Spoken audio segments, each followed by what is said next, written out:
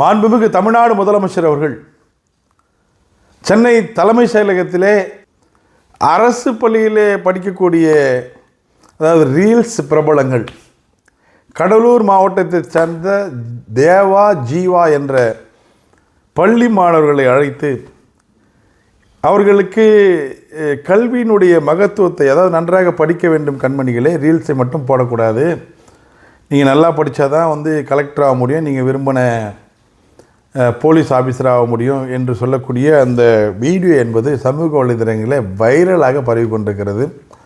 நாங்கள் பார்த்தவரை எந்த ஒரு முதலமைச்சரும் இது போன்ற செயல்பாடுகளில் ஈடுபட்டதில்லை. ஒட்டுமொத்த அனைத்து தரப்பிடமிலும் இந்த ரீல்ஸ் என்பது மிகப்பெரிய வரவேற்பை பெற்றிருக்கிற இந்த சூழலில் மருத்துவர் அன்புமணி ராமதாஸ் அவர்கள் இன்றைக்கு எக்ஸ் தளத்திலே ஒரு பதிவினை வெளியிட்டிருக்கிறார்.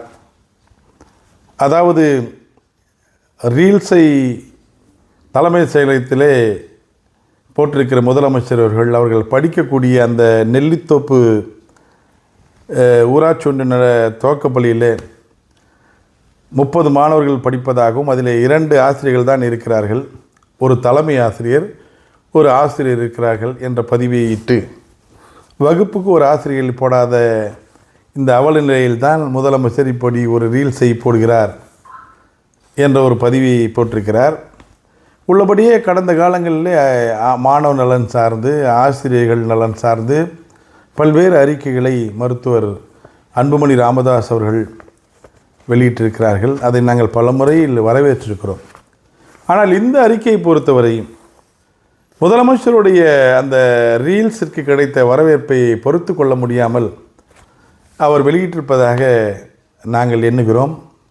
ஏனென்று சொன்னால், வகுப்புக்கு ஒரு ஆசிரியர் என்ற அவருடைய எதிர்பார்ப்பை அவர் முதலிலே கேட்க வேண்டிய இடம், கேட்க வேண்டிய அந்த அரசு, ஒன்றிய அரசு, தாங்கள் அங்கம் வகிக்கும் பாரதிய ஜனதா கூட்டணி ஆண்டு கொண்டிருக்கிற அவருடைய பிரதமர் நரேந்திர மோடி அவர்களைத்தான் முதலிலே நீங்கள் கேள்வி கேட்டிருக்க வேண்டும். என்று சொன்னால், அனைவருக்கும் கட்டாய கல்வி சட்டம் என்று ஒன்றை கொண்டு வந்தது ஒன்றிய அரசு.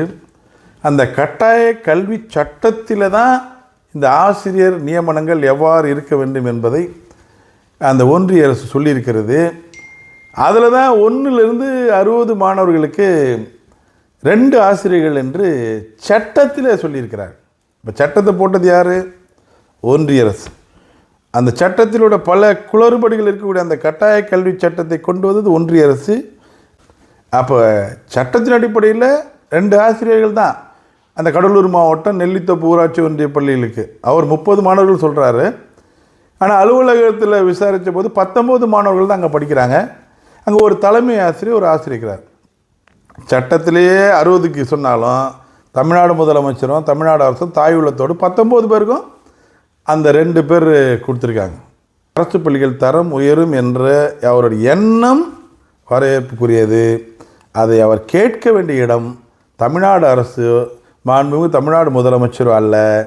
அதை கேட்க வேண்டிய இடம் அவருக்கு இப்போது நெருக்கமாக இருக்கக்கூடிய, அவர் இப்போது கூட்டணியில் அங்கம் வைக்கக்கூடிய பாரதிய ஜனதா கட்சியினுடைய பாரத பிரதமர் நரேந்திர மோடி அவர்களைத்தான் போய் நேராக கேட்கணும். போய் நேரடியாக அந்த கட்டாய கல்வி சட்டத்தை திருத்தணும்.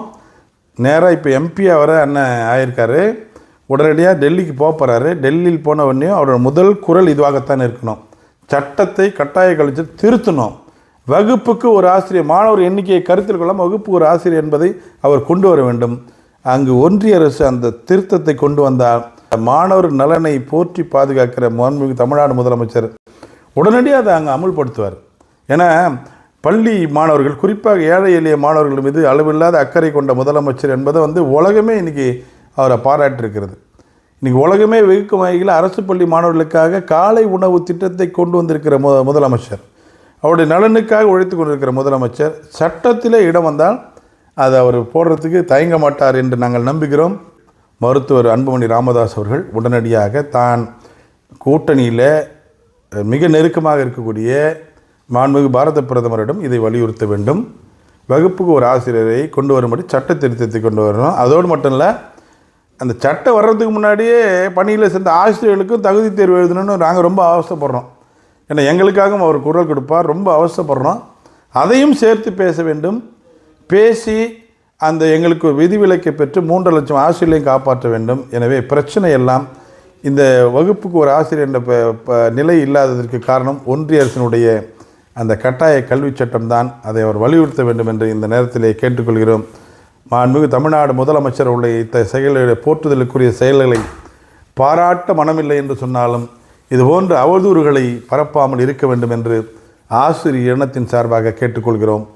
தியாகராஜன், மாநில தலைவர், தமிழ்நாடு ஆசிரியர் முன்னேற்ற சங்கம்.